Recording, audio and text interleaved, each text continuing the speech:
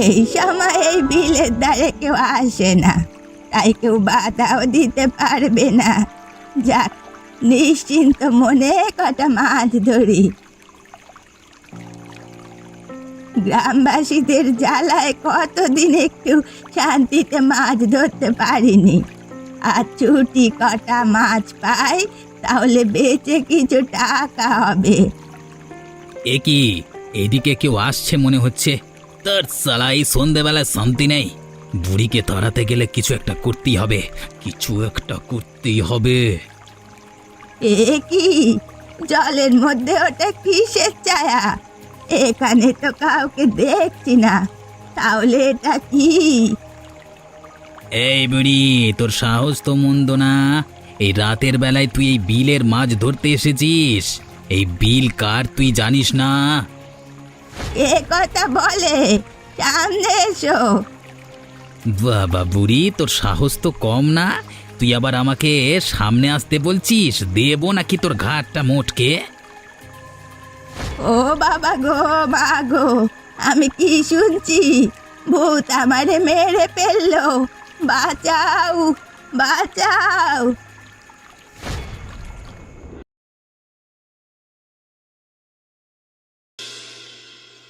কি হে, তোমরা সবাই শুনেছো কালকে গ্রামে কি ঘটেছে?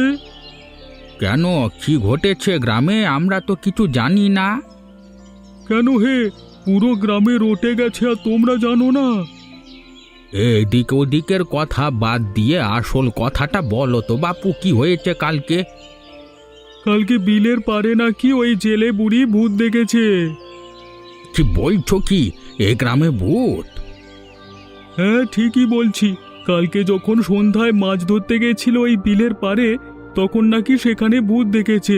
তো ওখানে অজ্ঞান হয়ে পড়েছিল, আজকে সকালে ফিরেছে। এ তো খুবই চিন্তার বিষয় হয়ে গেল। এই গ্রামে ওই একটাই ভালো বিল যেখানে মাছ পাওয়া যেত। এবার তো তাহলে ওখানে যাওয়া বন্ধ করতে হবে। ঠিকই বলেছেন। ওদিকে এখন আর কেউ যেতে চাইছে না, সবাই খুব ভয় পাচ্ছে। হ্যাঁ হ্যাঁ, পুরো গ্রামবাসীর সবাইকে জানিয়ে দিও, সন্ধ্যের পর ওই বিলের ধারে যেন কেউ না যায়। আপনারা কোনো চিন্তা করবেন না। এমনি কালকে ওই বুড়ির ভূত দেখবার কাণ্ডের পর থেকে এই কথা পুরো গ্রামে ছড়িয়ে গিয়েছে।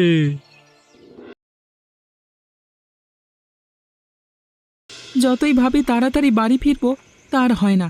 আজকে সেই কাজ থেকে বাড়ি ফিরতে ফিরতে এত রাত হয়ে গেল। তাড়াতাড়ি বাড়ি পৌঁছাতে পারলি বাঁচি বাবা।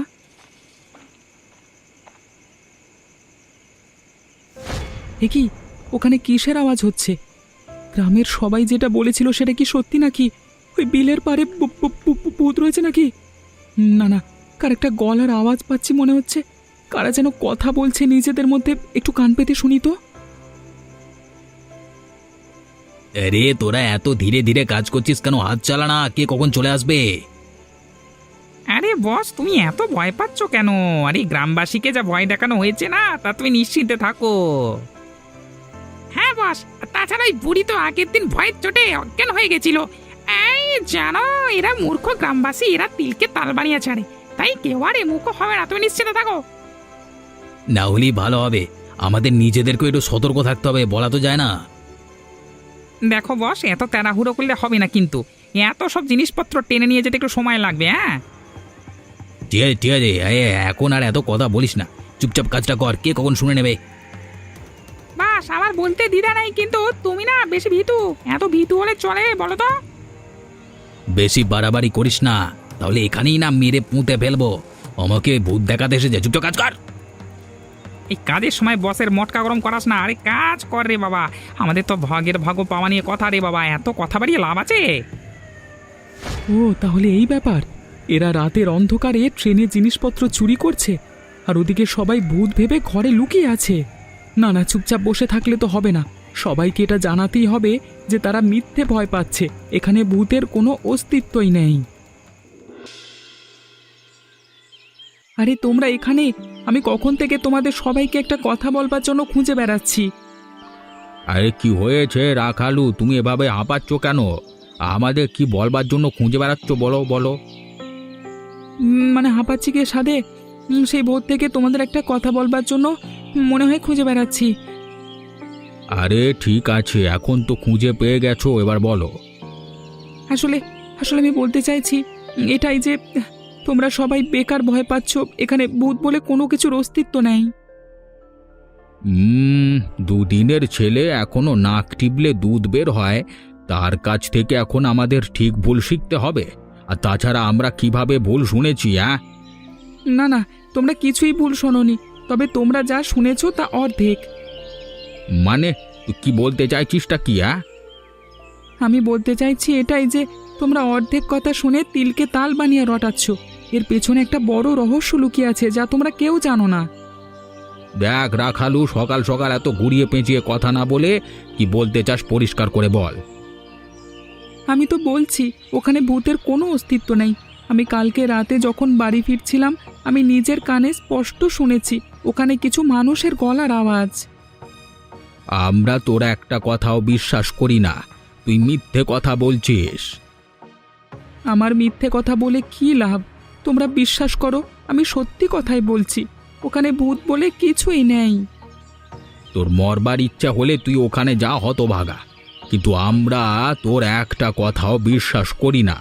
বললাম তো দূর হয়ে যায় এখান থেকে। আজকের সেই বাজার করে বাড়ি ফিরতে ফিরতে দেরি হয়ে গেল। গিন্নি আবার চেল্লাবে, ভালো লাগে না। বাবু, আপনাকে দেখে মনে হচ্ছে আপনি অনেক বড় মানুষ।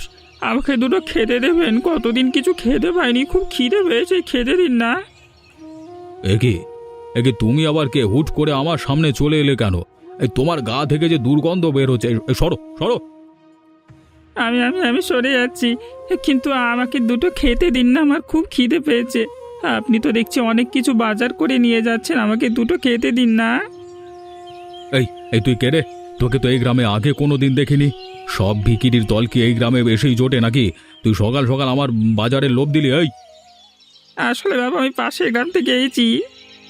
এই যেখান থেকে এসেছিস আমাকে রাস্তা ছাড়। আমাকে কেন বিরক্ত করছিস রে বাবা? আমার কাছে কিছু নেই। এরকম করবেন না বাবু, এই বিক্রিটিকে একটু দয়া করুন, নইলে আমি না হেরে মরিয়ে বাবু দেখে খেলেন।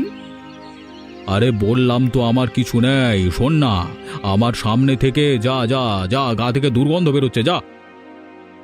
ঠিক আছে বাবু, আমি সরে যাচ্ছি, কিন্তু আপনি আমাকে দূর থেকে ছুঁড়ে কিছু খাবার দিন না, এরকম করবেন না আমার সাথে বাবু। তুই সরবি আমার সামনে থেকে, নাহলে দেব দুঘা, তখন বুঝতে পারবি। দূর হ।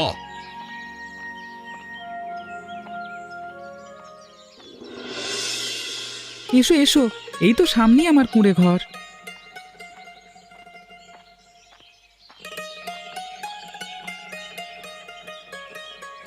তোমাকে অনেক ধন্যবাদ আমার মতো ভিকিরিকে নিজের বাড়িতে নিয়ে আসবার জন্য।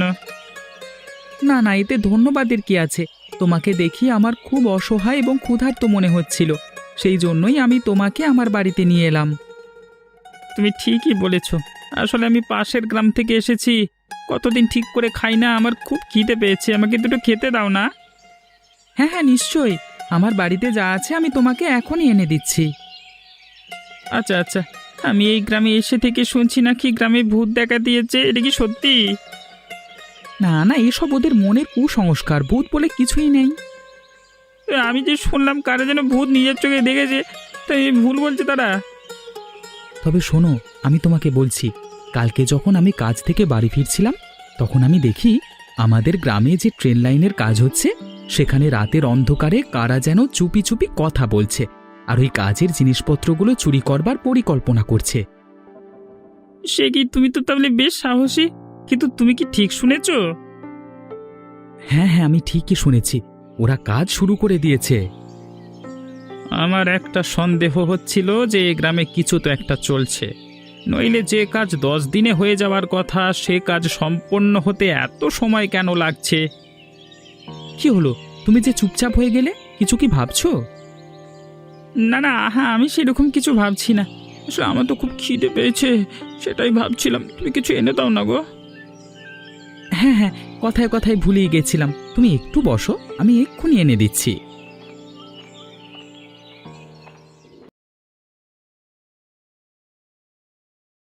আচ্ছা, এই রাতের বেলায় তুমি আমাকে কোথায় নিয়ে যাচ্ছ বলো তো? কেন, তোমাকে দুপুরবেলায় খেতে বসে কি বললাম তোমার মনে নেই? আমি তো ভেবেছিলাম তুমি মজা করছো, কিন্তু তুমি যে সত্যি সত্যি এত রাতে ওখানে যাবে আমি ভাবতে পারিনি। না না, আমি কোনো মজা করছি না। গ্রামবাসীর সামনে সত্যিটা আনতে হলে আমাদেরকে প্রমাণ করতেই হবে যে ওখানে কোনো ভূতের অস্তিত্ব নেই। ঠিক আছে চলো, কিন্তু খুব সাবধান। আরে কিচ্ছু হবে না, আমরা ওখানে একটা কোণে লুকিয়ে থাকব আর দেখব কারা প্রতিদিন ওখানে আসে। তারপর কি করবে? তারপর আর কি, আমরা পেছন থেকে গিয়ে ওদেরকে ধরে ফেলব আর গ্রামবাসীর সামনে নিয়ে গিয়ে সকল সত্যি কথা স্বীকার করাবো। তাহলে সবাই আমাদের কথা বিশ্বাস করবে। তোমাকে দেখতে এইটুকু মানুষ হলে কি হবে, তুমি বেশ সাহসী। ঠিক আছে ঠিক আছে, এখন আর এত কথা বাড়িয়ে লাভ নেই। চলো আমরা গিয়ে কোথাও একটা লুকিয়ে পড়ি। হ্যাঁ হ্যাঁ, তাই চলো তাই চলো। এমন জায়গায় লুকাতে হবে ওরা যেন টের না পায়। ঠিক আছে চলো তাহলে, ওরা এসে যাওয়ার আগে আমরা লুকিয়ে পড়ি, নইলে সমস্যায় পড়তে হবে। হুম হুম, চলো চলো।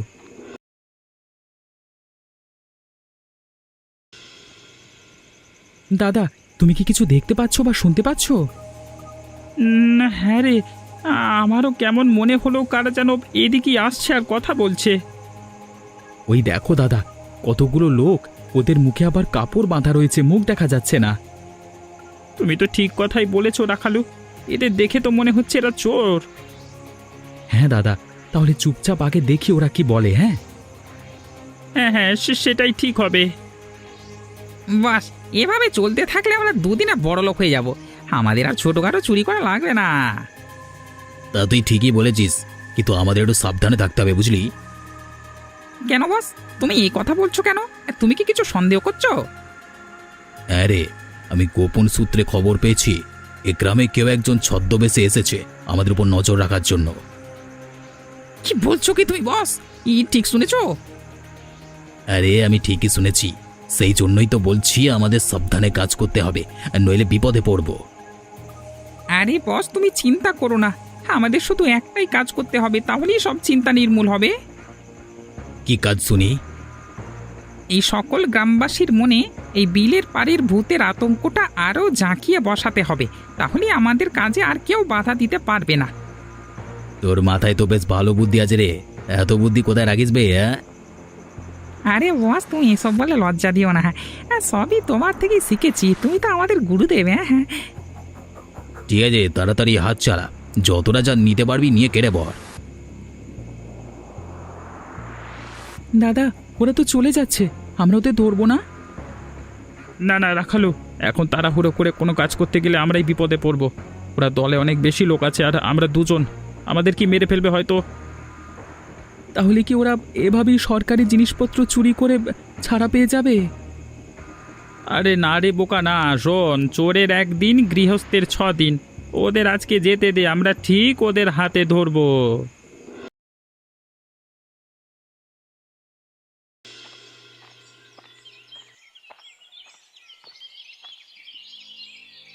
কি রে বড় লোকের ভিকিরির বেটা, শুনলাম তোর নাকি এখন বিশাল ব্যাপার। হ্যাঁ, কেন গো, তোমরা এরকম করে কেন বলছো? কি এমন দেখেছো শুনি? কি আবার শুনবো রে, সব তো নিজের চোখেই দেখতে পাচ্ছি। আমার মেলা কাজ পড়ে আছে, কি বলবে বলো, নইলে আমি চলে যাচ্ছি। কেন রে, বাজারে যাচ্ছিস বুঝি ওই ভিকিরিকে বাজার করে এখন এই মন্ডা মিঠাই খাওয়াবি? তোমরা কার কথা বলছো আমি কিছুই বুঝতে পারছি না। ওই ন্যাকা, ওরে বাবা ন্যাকা সেজো না বাবু, আমরা সবই জানি। কি জানো শুনি? আরে তো লজ্জা করে না রে, ওরে নিজে তো ঠিক মতো খাওয়া জোটে না, আবার একজন ভিকিরিকে আশ্রয় দিয়েছিস নিজের বাড়িতে, তা নিজেকে কি ভাবিস? হ্যাঁ, দেখো, উনিও রক্ত মাংসয় করা একজন মানুষ, তোমরা ওনাকে এভাবে বলতে পারো না। ও বাবা, তোমরা দেখেছ ছেলে বলে কি, ভিকিরিকে ভিকিরি বলবো না তো কি বলবো শুনি? তোমাদের এত চলছে কেন আমি তো সেটাই বুঝতে পারছি না। উনি তো তোমাদের বাড়িতে বসে নেই বা তোমার টাকায় খাচ্ছে না, তাহলে তোমাদের এত চলছে কেন? এই মিনসে, বড়দের সাথে কিভাবে কথা বলতে হয় এখনো শিখিসনি, অশিক্ষিতর জাত। এই বয়স বাড়লেই বড় হওয়া যায় না, মানুষকে সম্মান করতে জানতে হয়। আগে তোমরা মানুষকে সম্মান করতে শেখো, তাহলে তোমরাও সম্মান পাবে। বাবা, এ ছেলের মুখে তো বুলি ফুটেছে দেখছি। মনে হচ্ছে এই জন্যই বলে কারোর ভালো চাইতে নেই। দুটো ভালো পরামর্শ দেব ভেবেছিলাম, এসব ভিখিরিদের সাথে মুখ লাগানোটাই ভুল হয়েছে। দূর হ।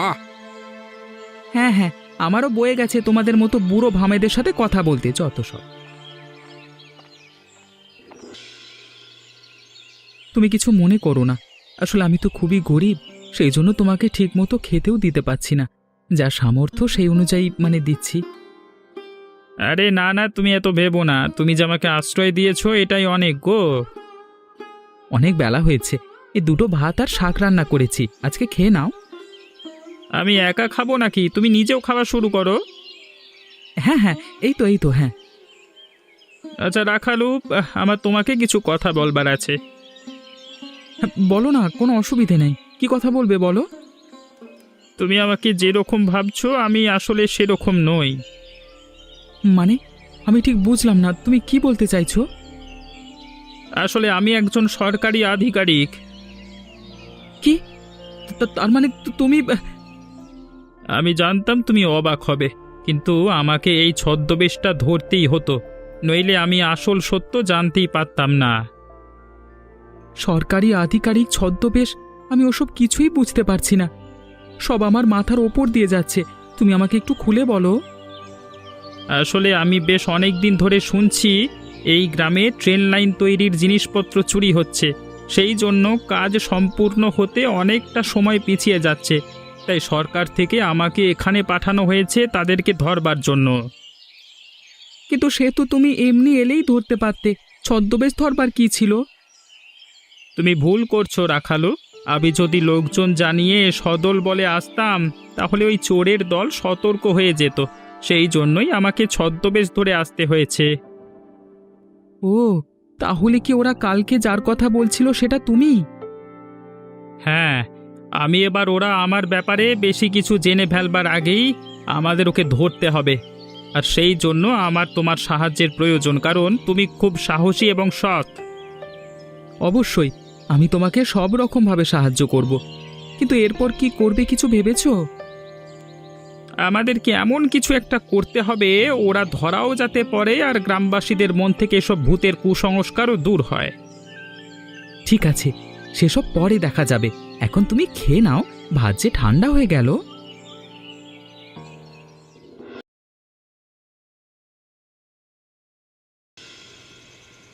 তোকে যেগুলো বলেছিলাম করেছিস তো?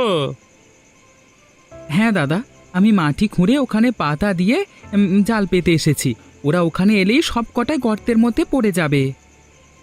এই তো, তাহলে কাজ হয়ে গেছে। এবার আমাদের একটাই কাজ, আড়াল থেকে বসে সব কিছু দেখা। কিন্তু দাদা, আমার না একটু ভয় করছে। আমি তো আছি, তোর ভয় কিসের? আর তাছাড়া তুই না সাহসী, ভয় পেলে চলবে না। ওই দেখো দাদা, ওরা এইদিকে আসছে। চুপ চুপ, আর কথা বলিস না, একদম চুপ করে দেখ শুধু। বাস, সব মাল ঝাপতে ঝাপতে তো জায়গাটা খালি হয়ে গেল। নতুন মাল তো এখন এলো না। আরে আসবে আসবে, তার আগে যা যে সব নিয়ে নে। ওরে বাবা গো, বস আমি পড়ে গেছি। ও কি লাগছে বস? এ কি হলো রে? দাঁড়া দাঁড়া, আমি দেখছি।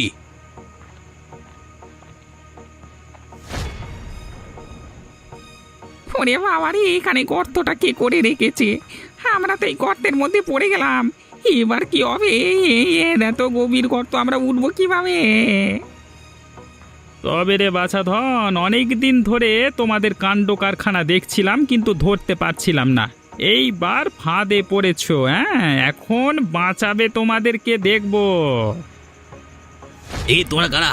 তোমরা এখানে কি করে এলে? হ্যাঁ, এই ফচকে, তুই জানিস না এখানে ভূত আছে? এই তোরা এখানে কি জন্য এসছিস? থাক থাক, আমাকে আর ওসব মিথ্যে ভূতের গল্প দিয়ে কাজ নেই। এবার এই দাদা তোমাদেরকে মেরে ভূত ভাগিয়ে দেবে, বুঝবে তখন। হ্যাঁ না না, আমাদেরকে ছেড়ে দাও, আমরা কখনো চুরি করবো না, এবার আমাদের ছেড়ে দাও, ছেড়ে দাও। না না, ওটি তো হচ্ছে না। সরকারি সম্পত্তি চুরি করবার শাস্তি তো তোমাদের পেতেই হবে। দয়া করে আমাদেরকে ছেড়ে দাও, আমরা চুরি করতে চাইনি, আমাদেরকে একজন লোক দিয়ে গিয়েছিল, সেই জন্যই আমরা চুরি করতে বাধ্য হয়েছি। কি করছো বস? তুমি তাহলে নামটা বলে দেবে, তাহলে তো আমাদের সমস্যায় পড়তে হবে। কি করছো তুমি? চুপ সালা, আপনি বাঁচলে বাপের নাম, তোর যদি মরবার ইচ্ছে হয় তাহলে তুই মর, আমি ওই জেলের লাঠি খেতে পারবো না। আর বাবা বাবারা পাশা লাল করে দেয়। কি এত ফুসফুস করছো তোমরা নিজেদের মধ্যে? এখনো সময় আছে, সত্যিটা বলে দাও, তাহলে আমি একটু ভেবে দেখব যে তোমাদের শাস্তিটা কমানো যায় কি না। বলছি সব সত্যি বলছি, সব সত্যি বলছি। পথে এসো, তাড়াতাড়ি বলো, আমার অনেক কাজ আছে। আমাদেরকে এসব কাজ করতে ওই গ্রামের জমিদার বাবু বাধ্য করেছিল, বলেছিল আমরা যদি ওর কথা মতো কাজ করি তাহলে ও আমাদের অনেক টাকা দেবে। কি, জমিদার বাবু তিনি আছেন এসবের পেছনে? হ্যাঁ, আমরা ঠিকই বলছি, উনি আমাদের বাধ্য করেছিল। ঠিক আছে রাখালু, চল এখন এখান থেকে। ওরা এখানে থাকুক, কালকে সকালে এদের বিচার হবে।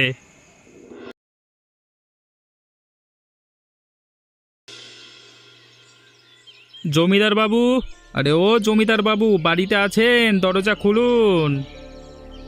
কে কে ডাকে এত সকালে? কি হয়েছে? কি হয়েছে সেটা তো বাইরে এলেই বুঝতে পারবেন, বাইরে আসুন।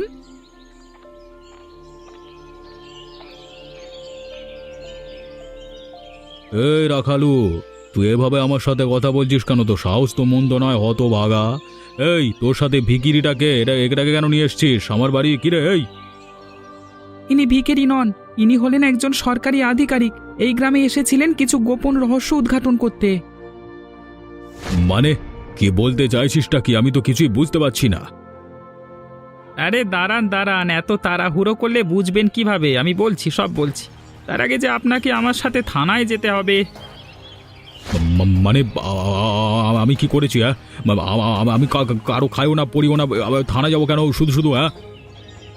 কি করেছেন বুঝতে পারছেন না, নাকি না বোঝবার ভান করছেন?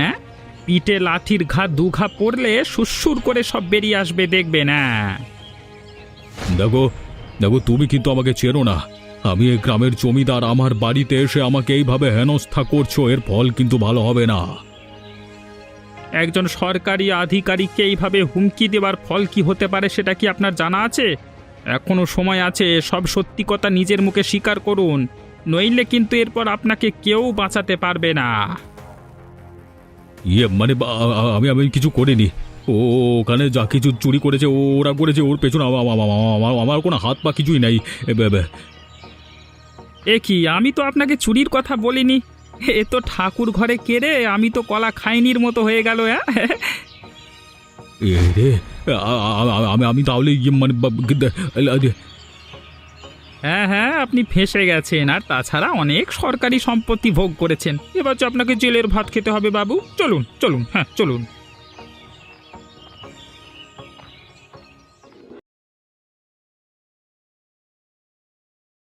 আমরা না বুঝে তোকে অনেক অপমান করেছি বেটা। হ্যাঁ, অনেক ছোট বড় কথা কয়েছি, আমাদেরকে ক্ষমা করে দে রাখালু। না না, তোমরা আমার থেকে বয়সে অনেক বড়, তোমরা এভাবে আমার কাছে ক্ষমা চেয়েও না। আর তাছাড়া আমিও রাগের বশে তোমাদেরকে অনেক কথা শুনিয়ে ফেলেছি, আমাকে ক্ষমা করে দিও। সবই আমাদের জন্য হয়েছে। আমরা যদি সেদিনই তোর কথা শুনতাম তাহলে ওরা এত দূর আগাতে পারত না। যা হবার হয়ে গেছে, চোরেরা শাস্তি পেয়েছে, এখন ওসব কথা ভুলে যাও। কিন্তু রাখালু রে, আমরা একটা কথাই বুঝতে পারছি না যে আমাদের সামনে ভালো মুখোশ পরে থাকা ওই জমিদার আসলে এত বড় চোর। আমিও যখন শুনেছিলাম আমিও নিজের কানকে বিশ্বাস করতে পারিনি, কিন্তু কি করা যাবে বলো, টাকার লোভ মানুষকে অন্ধ করে দেয়। তোকে অনেক ধন্যবাদ বাচ্চা। আজকে যদি তুই না থাকতিস তাহলে সবাই ওই বিলকে অভিশপ্ত ভূতের বিল বলেই ওদিকে যাওয়া বন্ধ করে দিত। আমি তো অনেকবারই তোমাদেরকে বুঝিয়েছিলাম যে ভূত বলে কিছুই হয় না, কিন্তু তোমরা আমার কথা কেউ শুনতে চাওনি। আমাদের আজ পুরো গ্রামবাসীরা তোর জন্য গর্বিত। আজকে তোর জন্যই এত বড় একটা চোরের দল ধরা পড়ল। আমারও খুব ভালো লাগছে। তাহলে সবাই চুপ কেন? বলো জয় রাখালুর জয়। তাহলে দেখলেন তো, এই রাখালু কিন্তু নিজের সাহসিকতার পরিচয় দেখিয়ে দিল। এবার আপনারাও আমাদের চ্যানেলটিকে সাবস্ক্রাইব করে দিন এবং পাশে থাকুন, ঠিক আছে?